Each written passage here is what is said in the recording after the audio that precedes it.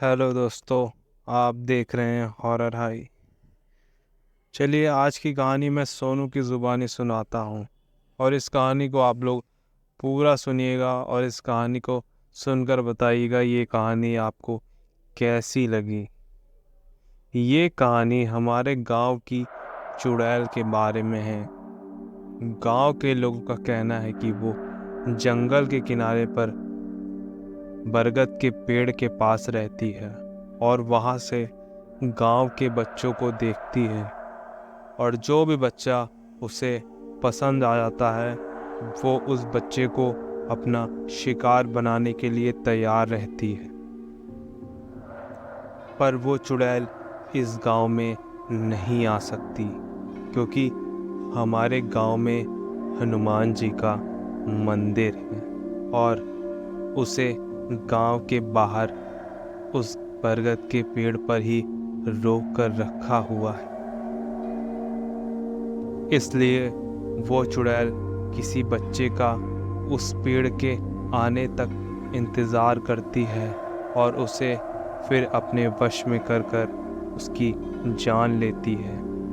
ऐसा गांव के सभी लोग बोलते हैं। इसलिए गांव का कोई भी बच्चा जंगल के किनारे पर खड़े होकर उस बरगद के पेड़ के पास नहीं जाता है। ये सारी बातें सोनू शहर से आए अपने मौसी के लड़के पिंटू से कह रहा था।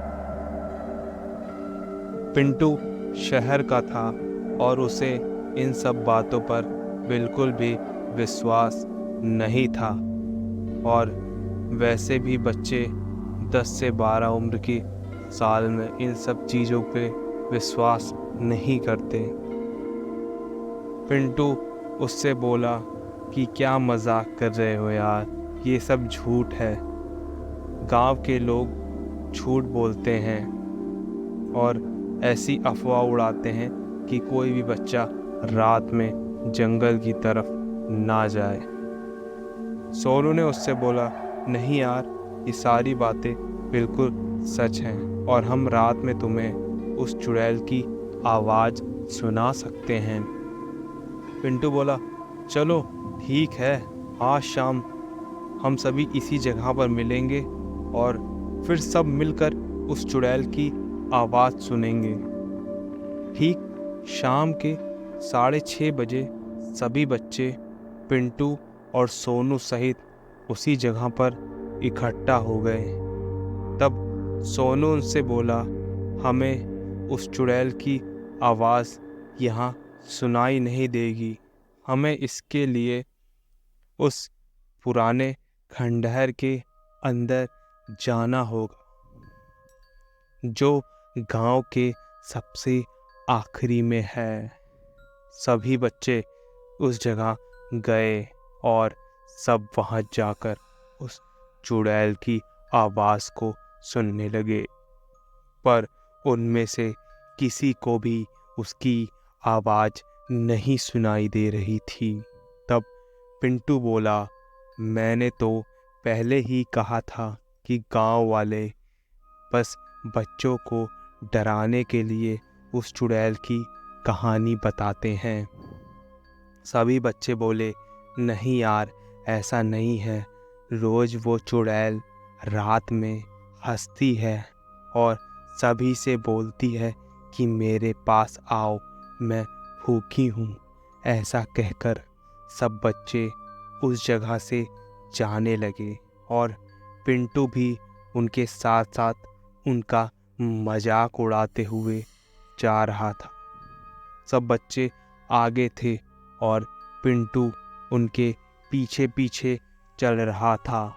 थोड़ी ही दूर गया होगा कि तभी उसे किसी की हंसने की आवाज़ आई और किसी ने कहा,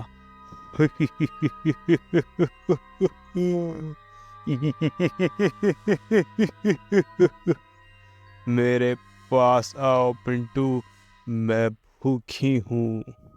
पिंटू ये सुनकर डर गया और कांपने लगा। उसके मुंह से आवाज़ ही नहीं निकल रही थी।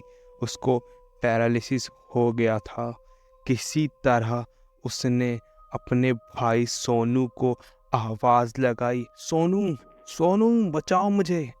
तो सोनू और बाकी के सभी बच्चे उसके पास दौड़ कर आए और बोले, अरे अरे पिंटू, तुझे क्या हो गया है? तू कांप क्यों रहा है? वो बोला कि मैंने अभी किसी को मेरा नाम लेते हुए सुना है। क्या तुम सब ने भी सुना था? सब बच्चे बोले, नहीं यार, हमने तो कुछ भी नहीं सुना। सभी बच्चे बोले कि हमने तो तुझे पहले ही कहा था कि वो चुड़ैल की कहानी सच्ची है। सब ने उसे उठाया और उससे कहा कि चल अब यहाँ से चलते हैं, कहीं वो चुड़ैल हमारे सामने ना आ जाए। सब बच्चे अपने अपने घर लौट जाते हैं और पिंटू और सोनू भी अपने घर लौट जाते हैं। सब कुछ सही चल रहा था। दोनों बच्चों ने खाना खाया और दोनों फिर सोने को चले गए। पर इधर पिंटू की हालत अब खराब हो चुकी थी। उसे नींद नहीं आ रही थी। थोड़ी देर बाद उसे किसी की आवाज़ सुनाई दी और वो जो कोई भी था उसे वो बाहर बुला रही थी। पिंटू को बहुत डर लग रहा था, पर पता नहीं क्यों वो उस आवाज़ की तरफ खींचा चला जा रहा था। वो घर से बाहर निकला और उसने देखा कि सामने एक काले कपड़े पहने एक औरत उसकी ओर अपनी पीठ किए खड़ी थी, जिसके लंबे घने बाल कमर तक लटक रहे थे।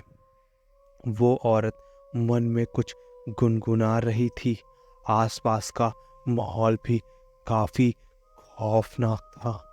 ठंडी का मौसम था और अगल बगल घना कोहरा छा रहा था और ऐसा लग रहा था कि जैसे पूरा गांव कोहरे में ही डूब गया है। ठंड बिल्कुल ऐसी थी कि जैसे नंगे जिस्म पर कोई सुई की नोक चुभा रहा हो। आसपास के माहौल से ऐसी आवाज़ें आ रही थी। कई सारे जानवरों की भी आवाज़ें आ रही थी, पर कोई दिख नहीं रहा था। इतने भीषण और खून को जमा देने वाले माहौल में सबकी हालत ख़राब हो जाए तो पिंटू तो एक छोटा बच्चा था। वो काले कपड़े वाली औरत धीरे धीरे जाने लगी और उसके पीछे पीछे पिंटू भी जा रहा था। वो अब अपने वश में नहीं था। वो किसी और ही दुनिया में जा चुका था, या उसका दिमाग किसी ने अपने वश में कर लिया था। उस चुड़ैल के साथ साथ वो गांव से होकर, और वो चुड़ैल उसे बरगद के पेड़ तक ले जा रही थी। थोड़ी देर बाद वो बरगद के पेड़ के पास खड़ा था और जब उसे होश आया तो उसने देखा कि वो अपने घर में ना होकर एक बड़े से बरगद के पेड़ के पास खड़ा हुआ था। वो डर गया और ज़ोर ज़ोर से चिल्लाने लगा, मैं यहाँ कैसे आ गया? मम्मी, पापा, आप कहाँ हो? मुझे डर लग रहा है, बचाओ मुझे, बचाओ। तभी किसी औरत के हंसने की आवाज़ आई और उस आवाज़ ने बोला, अब कोई फ़ायदा नहीं है किसी से चिल्लाने का, और ज़ोर ज़ोर से हंसने की आवाज़ें आने लगी। पिंटू की हालत अब काफ़ी ज़्यादा ख़राब हो चुकी थी। उसकी आंखों से अब आंसू बह रहे थे। वो डर के मारे इधर उधर देख रहा था। तभी उसने देखा कि उस बरगद के पेड़ पर एक काले रंग की शॉल ओढ़े एक बूढ़ी औरत खड़ी थी। वो औरत दिखने में काफ़ी भयानक थी और उसके हाथ में कुल्हाड़ी भी थी, जिसे वो अपने एक हाथ में लेकर उसकी ओर देख रही थी और ज़ोर ज़ोर से हंस रही थी। उसके दांत काफ़ी नुकीले और बड़े थे। वो औरत बोल रही थी, आज तो मैं तुझे खा ही जाऊंगी। वो शायद कोई नरभक्षी औरत थी और हंसकर एक झटके में उसके सामने आकर खड़ी हो गई। पिंटू ने जब उसकी शक्ल देखी तो वो डर से वहाँ से भागने लगा। तभी उस चुड़ैल ने उसके पकड़ लिया। उसके चेहरे पर वो अपने बड़े बड़े नाखून मारने लगी, जिससे पिंटू की गाल पर एक नाखून से हल्का सा कट का निशान भी लग गया। फिर वो धीरे धीरे औरत पिंटू की तरफ बढ़ रही थी और उसने अपने पंजे से पिंटू के गले को ज़ोर ज़ोर से दबाना शुरू कर दिया था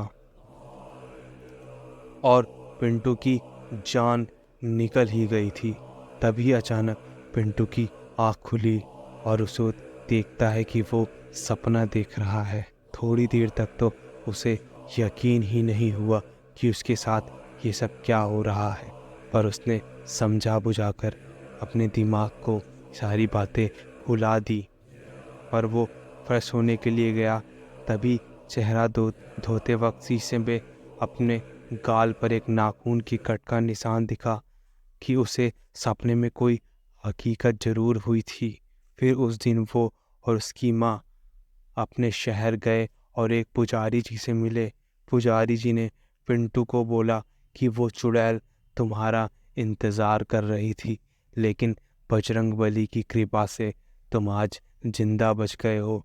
वो चुड़ैल, वो सपना जो था वो सच हो सकता था और तुम्हारी जान भी जा सकती थी, लेकिन हनुमान जी की कृपा ने तुम्हें बचा लिया। और तब से आज भी पिंटू उस हादसे को बहुत अच्छे से जानता है और उसे जब भी याद होता है तो उसके रोंगटे खड़े हो जाते हैं। तो दोस्तों, आज की कहानी यहीं पर समाप्त होती है। ये कहानी आपको अच्छी लगी हो तो कमेंट करके ज़रूर बताइएगा, नहीं अच्छी लगी हो तब भी कमेंट ज़रूर करके बताइएगा। आपके कमेंट करने से मुझे मोटिवेशन मिलता है। चैनल को सब्सक्राइब कर लीजिए, मैं आप लोगों के लिए नए नए कहानियाँ लेकर आता रहूँगा। प्लीज़ चैनल को सब्सक्राइब करें। आप सभी का दिन शुभ हो।